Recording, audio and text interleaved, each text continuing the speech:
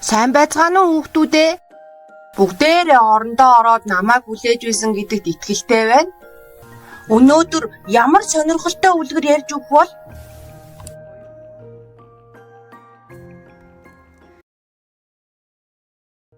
Өнөөдрийнхөө дугаараар бүгдээрээ Хансел Гретел 2 гэдэг маш сонирхолтой үлгэр сонсцгооно. Эрт дээр цагт нэгэн түлээчин хүү Хансел охин Гретел гэдэг 2 хүүхэдтэй юмсанжээ. Гэтэл улс орон даяар ган гачиг тохиолдож бэлтгэсэн түлээг нь авах хүн байхгүй, өдрийн үл залгуулдаг өмг талхаач олж чадхаа болж гин. Оо багшаа ямар өрөвдмөр юм бэ? Энэ байдлаас болж түлээчин хүүхдүүдээ ойруу явж мөнх түүгээд эргэж явуулжээ. Тэгээд Хансел Гретел 2 ойруу явж гин. Тэргэл саран мандсан тул гадаа өдөр шиг гэгээтэй байжээ. Байшингийн үүдэрх жижигхэн цагаан чулуунаас цамцныхаа халааснуудыг дүүргэж аваад ойруу явж гин. Тэргэл сарны мөнгөн туяа харанхуй ойг гийгүүлж байла. Хансел дүүгээ хөтлөн алхахад жижигхэн цагаан чулуунууд нь сарны гэрэлд сувдран гялалзаж байв. Явсан зам бүртээ нэг чулуу асгаад явж гин. Буцаад төөрөхгүй тул тэр шүү дээ. Оо багшаа ямар ухаантай хүүхдүүд вэ? Гэхдээ яаж ч цагаан чулууга буцаагаад олъё гэсэн ч тэд замаа олж чадсангүй. Ингээд ойд хоног төөрүүлэхээс үр аргагүй болжээ. Одоо яана багшаа шүн чинь аюултай штэ. Хөлөөж зөөж чадхаа болж нэгэн модны дор хөвтөөд гүн нойронд автаж өглөө болтол унтжээ. Гэтэл үд дундын алдад нэгэн юр бусын сонин шувуу мөчөр дээр сууж байхыг харжээ. Тэр шувуу уянгалаг сайхнаар жиргэж тэднийг далавчаараа даллан нисжээ. Хүүхдүүд жараас нь даган явсаар талхаар барьж жигнэмээр бүрсэн цонхыг нь мөсөн чихрээр хийсэн нэг бяцхан гоёмсог байшинд ирэв. Тэд аврагдлаа л гэж бодож. Гэтэл байшингийн хаалга онгойж эрүү өвдөг нийлсэн эмгэн таягаараа тэмтжсээр гарч иржээ. Хүүхдүүд эмгэнийг хараад цочсондоо идэж байсан зүйлсээ алдан унгажээ. Эмгэн толгоогоо салгануулан "Хөөрхий хүүхдүүд минь, хэн та нарыг нааш нь авчраа? Орцгоо, өлсөө байлгүй. Самар, сүү, жимс идгэж" урьжээ. Тэгээд эмгэн тэднийг гэртээ оруулж самар, жимс хэлсэн ёсороо цөцгийтэй амтад бовоор дайлж гарчээ. Хүүхдүүд ёстой л амаараа гартал идэж авчгин. Оо багшаа ямар гоё юм бэ? Өлсөж ёстой муухай шүү. Бас болоогүй. Эмгэн цэмбийсэн сайхан ор засаж өгч тавтаа сайхан амраарай гэж хэлээд унтуулжээ.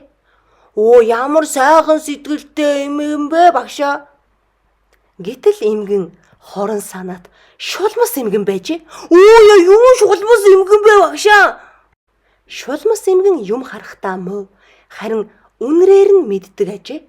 Өглөө эмгэн эртлэн босож арааны шүүл сасгаруулсан амттай зөөлөн хоол болно доо хэмээн хүүг унтаагаар нь хүлж төмөр сараалжин сарвчин тавиачиж хийвгэн.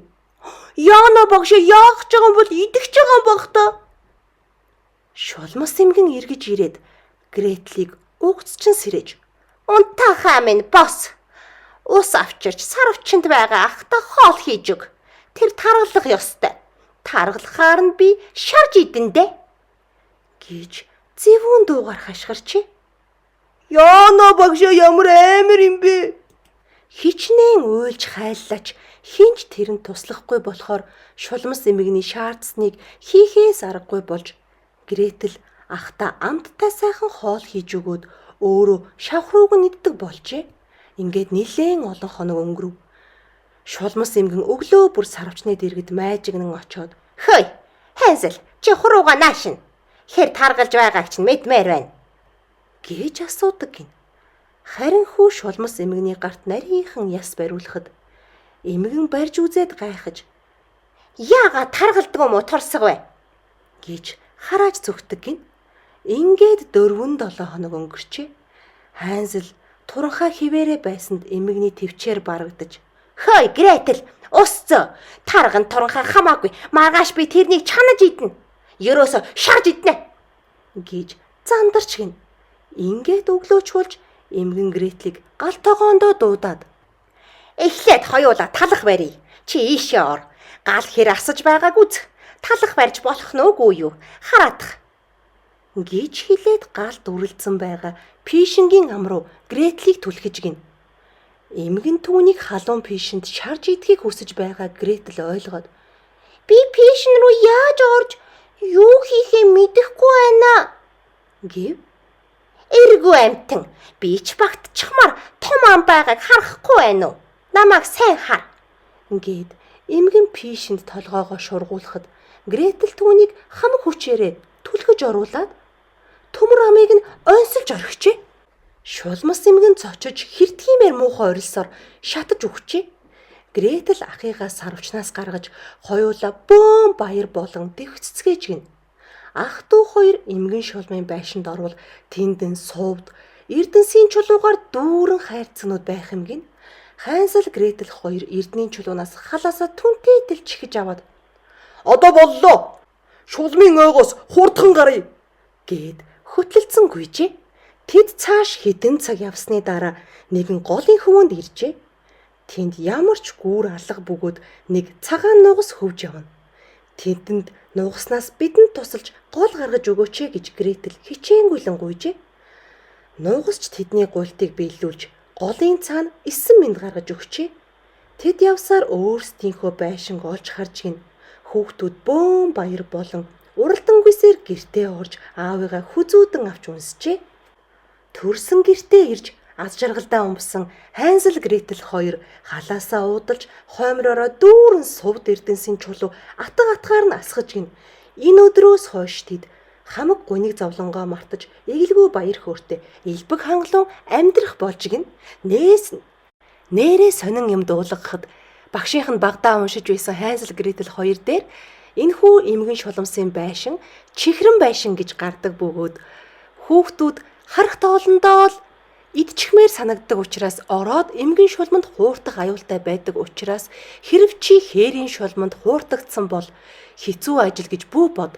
Идэх санаачлагтай байвал бүгдийг бүтээж чадна гэж зөвлөдөг байсан юм штэ. Хөөх багшаа ямар сонирхолтой үлгэр сонсвоо. Таны баг багаас гэхээр ийм дээр үеийн үлгэр гэхэд ёстой орчин үеийн юм шиг гоё үлгэр вэ шүү. Тийм байгаа биз? Чи ямар нэг сургамжтай юм ойлгов? Тийм ээ багшаа, гардгүй нэг юм ойлгосон. Юу ойлгов?